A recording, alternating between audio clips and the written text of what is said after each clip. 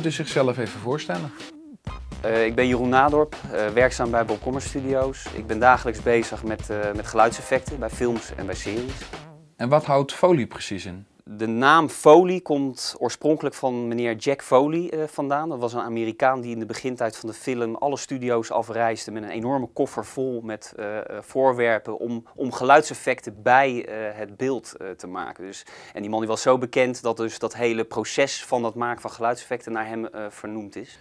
Hoe bereid je het opnemen van zo'n Foley dan precies voor? Voordat we met een Foley-sessie beginnen gaan we, zoals ik al zei, eerst de film doorkijken. En dan maken we ook een lijst van, nou, dit zijn dingen die hebben we in huis.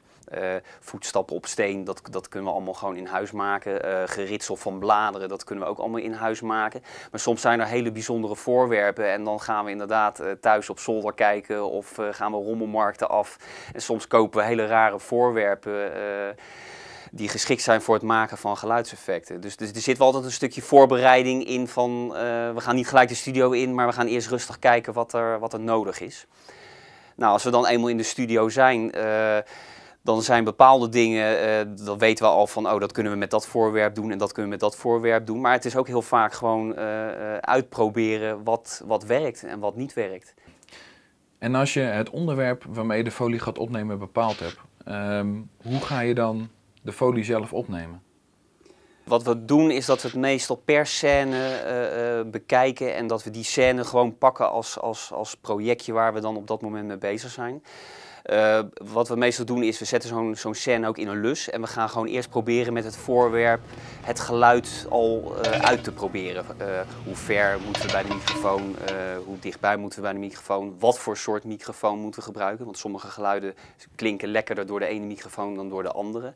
En dan begin ik al ook een beetje het ritme te oefenen. En dat doen we vaak 2 of 3 keer. En ja, op een bepaald moment zit je gewoon al voor 99% synchroon bij het beeld. En dan zijn we klaar. En als de regisseur ook roept van, nou, dat is goed, of dat is voor 99% goed, dan gaan we naar de volgende stuk. En als u dat aan het doen bent u dan in uw eentje bezig? Of zijn er meerdere mensen tegelijk aan zo'n Foley bezig? Foley-sessie is meestal met 2 of 3 personen. De regisseur is wel of niet aanwezig. Meestal wel, liever zelfs, maar soms kan dat niet.